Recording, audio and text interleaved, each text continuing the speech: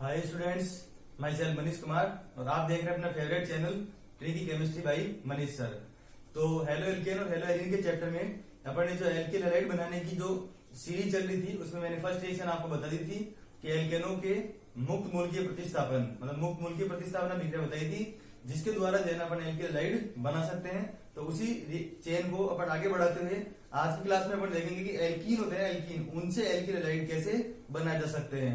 तो आप सबसे एक ही रिक्वेस्ट है कि आप वीडियो को जो है ना कंप्लीट देखिए, क्योंकि वीडियो को कंप्लीट देखते हैं तभी आपको वीडियो में दी गई पूरी जानकारी प्राप्त हो पाएगी।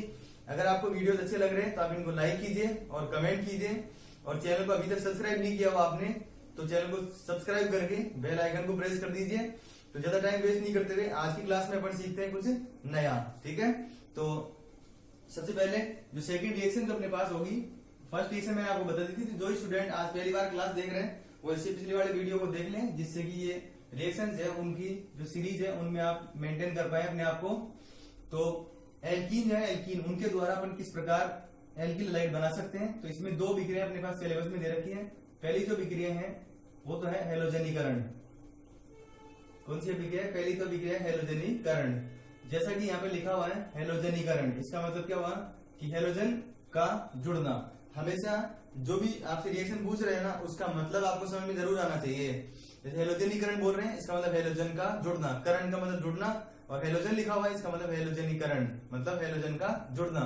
ऐसे ही लिखा होता है हाइड्रोजनीकरण तो उसको अपन बोलते हैं हाइड्रोजन का जुड़ना। ऐसे ही नेक्स्ट जो रिएक्शन होगी उसको अपन बोलेंगे हाइड्रो हैलोजनीकरण। क्या बोलेंगे? हाइड्रो हैलोजनीकरण। इसका मतलब क्या हुआ? उसमें हाइड्रोजन और हैलोजन दोनों जुड़ेंगे। समझ रहे हैं? हाइड्रोजन और हैलोजन दोनों जुड़े तो हाइड्रो हैलोजनीकरण। बस एक चीज का हमेशा ध्यान रखना कि ये जो करण है उससे पहले अगर यहाँ पर इस जगह पर ये लिखा जाए वी, मतलब ऐसे लिखा हो जाए वी हाइड्रोजनीकरण, वी हैलोजनीकरण, वी हाइड्रो हैलोजनीकरण, तो उस केस में आप क्या बोलेंगे कि ये जो चीजें जुड़ रही थी ना पहले वो क्या होगी अब हटेंगी। ठीक है, तो रिएक्शन को समझने की कोशिश करते हैं। सबसे पहले एल्कीन किसको बोलते हैं? जो असंतृप्त हाइड्रोकार्बन होते हैं उनको बोलते हैं एल्कीन, जिनमें डबल बॉन्ड होता है। क्योंकि असंतृप्त तो ट्रिपल बॉन्ड वालों को भी बोलते हैं, लेकिन डबल बॉन्ड वालों के लिए बोल रहे हैं अपन यहाँ पर। तो जैसे मान लो मैंने यहाँ पर सब जगह पे एच लगा दिया एच, तो आपके पास जो एल्कीन प्राप्त हुई वो कौन सी हो गई? एक तरह से CH2 डबल बॉन्ड CH2। क्या हो गई? CH2 double bond CH2। अच्छा, इसकी रिएक्शन कराई जाए अगर Br2 के साथ, ब्रोमीन के साथ उत्प्रेरक यहाँ पर दिया होता है CCl4। तो लास्ट रिएक्शन हमारे पास थी प्रतिस्थापन अभिक्रिया। प्रतिस्थापन हमेशा होता है जहां पर सिंगल बॉन्ड होते हैं वहां पर, और योग जो होता है ना योगात्मक अभिक्रियाएं केवल कौन देता है? जिनमें डबल बॉन्ड या ट्रिपल बॉन्ड होता है। तो यहाँ पर डबल बॉन्ड है, इसका मतलब यहाँ पर योग होगा।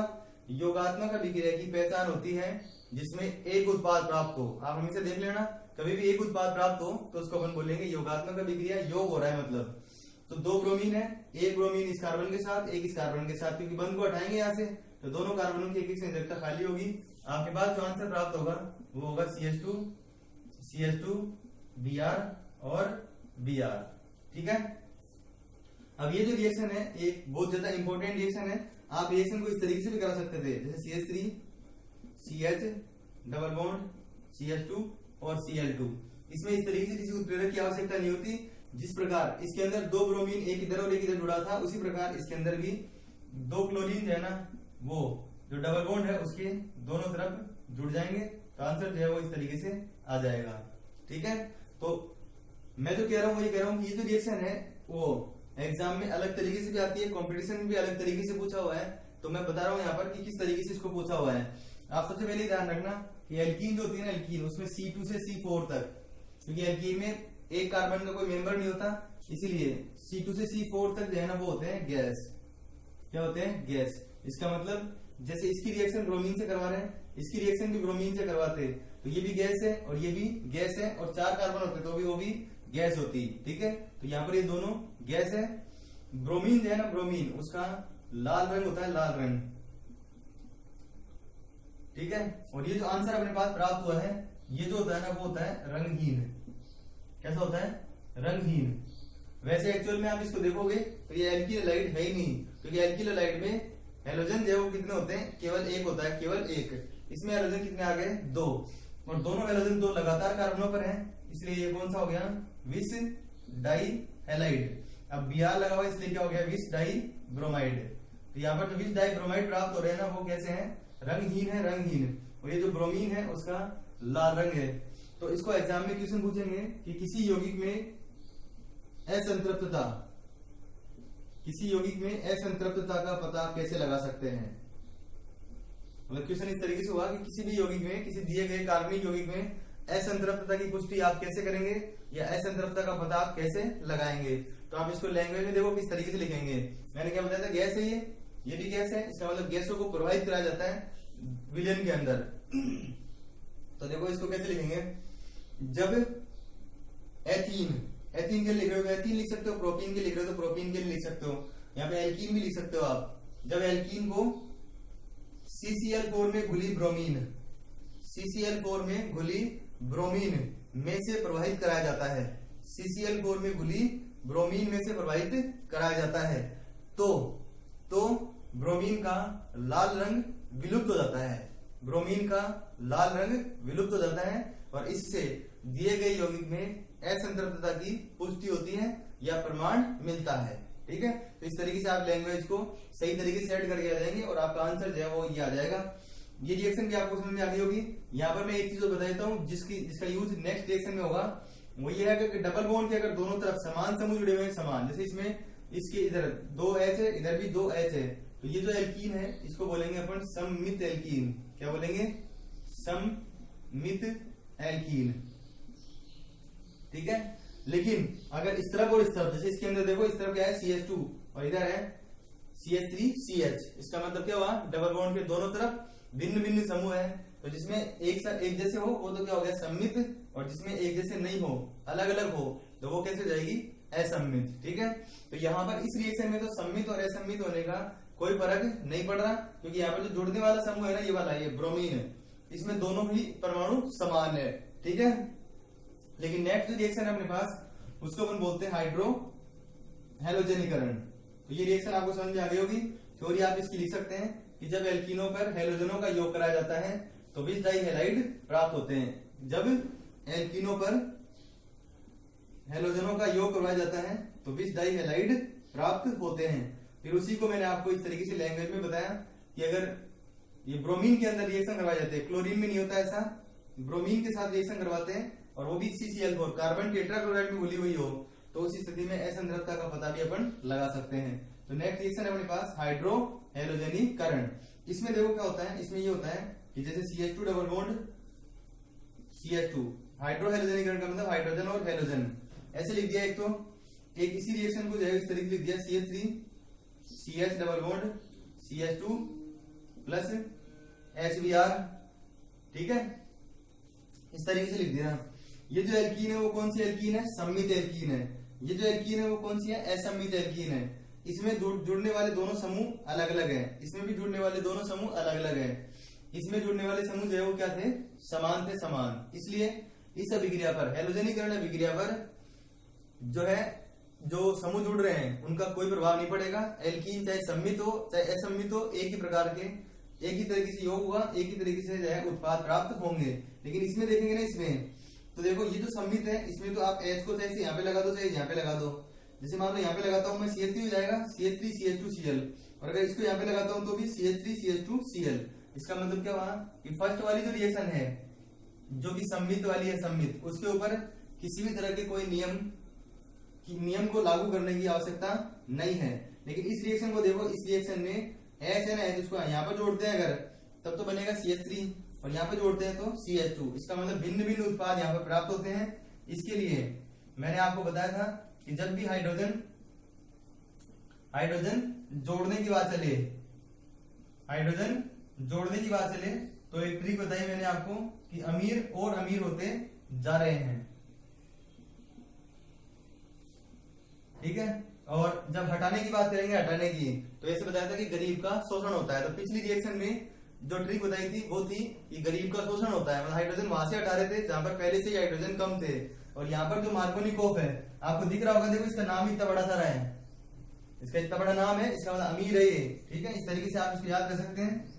तो मार्कोनिकोव है ना, वो अमीर है, और अमीर है तो जब भी मार्कोनिकोव का नियम लगेगा तब हाइड्रोजन को आप किसी स्थान पर जोड़ेंगे जहां पर पहले से ही हाइड्रोजन ज्यादा होते हैं। ठीक है, तो देखो इसमें हाइड्रोजन को कहां पे जोड़ा अपन ने, यहाँ पर जोड़ा है, और ब्रोमीन जो उसको यहाँ पे जोड़ा है।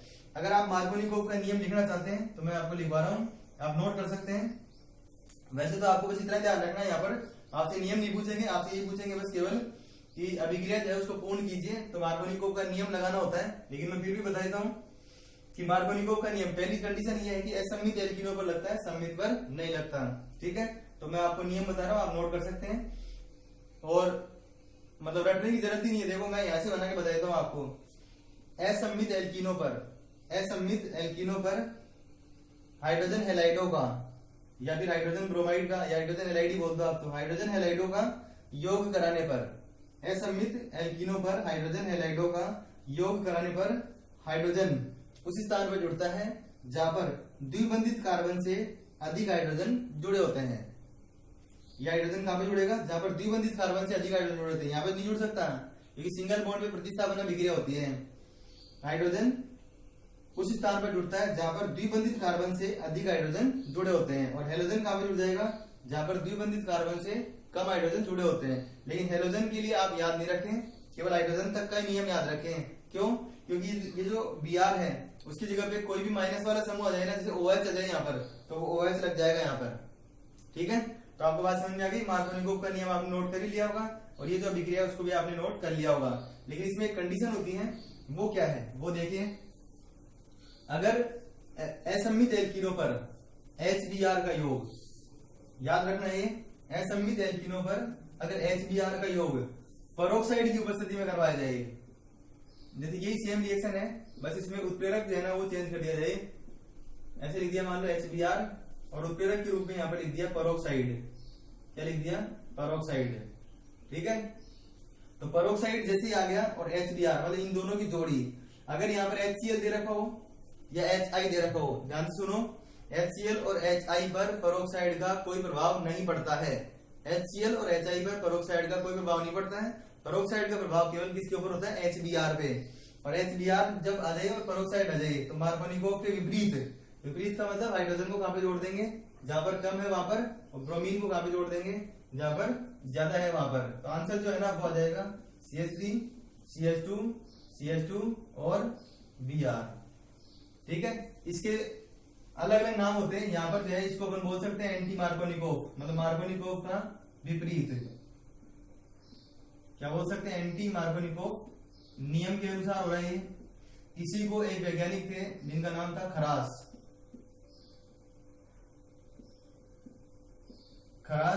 वैज्ञानिक का नाम था। अब आप सोच रहे होंगे खरास भी कोई नाम होता है? खरास तो गले की खरास होती है। तो देखो गले की खरास की वजह से ही प्रॉब्लम हो गई यहाँ पर। ठीक है, तो आप खरास प्रभाव के नाम से याद रख सकते हैं। और एक और होता है जो पेरोक्साइड की उपस्थिति है, इसलिए इसको बोल देते हैं पेरोक्साइड प्रभाव। क्या बोल देते हैं? पेरोक्साइड प्रभाव।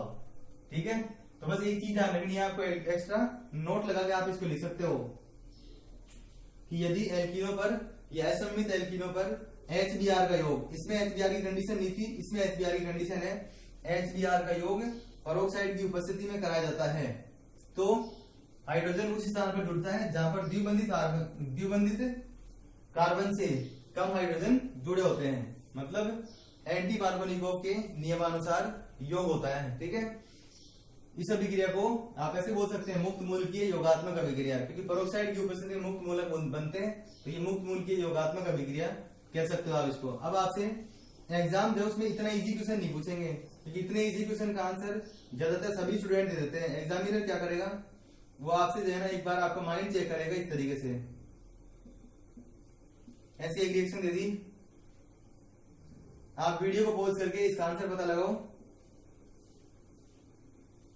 डायरेक्ट आंसर नहीं देंगे, मैंने पहले भी आपको कहा है कि आप प्रैक्टिस करो। पहले जो रिएक्शन मैंने बताई है उन्हीं के अंदर से मैं आपको यहाँ पर क्वेश्चन पूछ रहा हूं।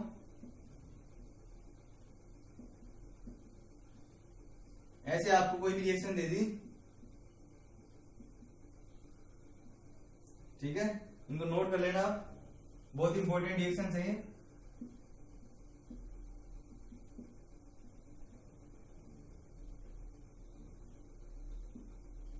और ये पिछली रिएक्शन है उससे रिलेटेड है, ये इन दोनों रिएक्शन से रिलेटेड नहीं है, लेकिन इसमें आपको कंफ्यूजन हो रहा था इसलिए मैं इस रिएक्शन को बता रहा हूं यहाँ पर। सबसे पहले इनमें से किसी को पता चला कि क्या आंसर आएगा? इन दोनों रिएक्शन का आंसर पता चला ठीक है, कोई बात नहीं है, मैं अब देखता हूँ। देखें आप मैच करवाना, देखें किस किसका आंसर सही आया। ये जो H है इसमें कोई पेरोक्साइड नहीं है, वैसे भी HCl के साथ पेरोक्साइड होता तो कोई फर्क नहीं पड़ता। H को कहां पे जोड़ेंगे, जहां पर ज्यादा हाइड्रोजन है, ठीक है, और यहाँ पे किसको जोड़ देंगे, Cl को। तो आपका जो आंसर आएगा वो आ जाएगा, बेंजीन में कोई चेंज नहीं होगा, इधर कोई चेंज नहीं होगा, एल्कीन में चेंज होगा। तो यहाँ पर क्या आ जाएगा, CH, यहाँ पर CH3 और इसके साथ जुड़ जाएगा Cl। इसमें देखो HBr और पेरोक्साइड। अब आप इतनी बड़ी स्ट्रक्चर को देख कर डर जाते हो, कुछ भी नहीं है इसके अंदर, आपको तो इसको देखना है केवल, इसको नहीं देखना। यहाँ पर 2 हाइड्रोजन है, यहाँ पर 1, लेकिन ये पेरोक्साइड है, इसलिए हाइड्रोजन को कहां पे जोड़ेंगे, इस जगह पर, और Br को जोड़ देंगे यहाँ पर। तो आपका जो आंसर आएगा वो क्या आ जाएगा, बेंजीन के ऊपर यहाँ पर CH2 और Br।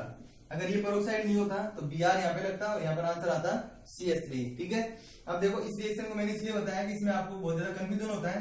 आप क्या करोगे, जल्दीबाजी में 2 Br है ना, उनको इस डबल बॉन्ड को हटाकर आप जो इसका आंसर दोगे ना वो ये दोगे ये, क्योंकि अभी मैंने बताया आपको हेलोजनीकरण अभिक्रिया, उसमें डबल बॉन्ड हटता है और दोनों हेलोजन एक साथ जुड़ जाते हैं।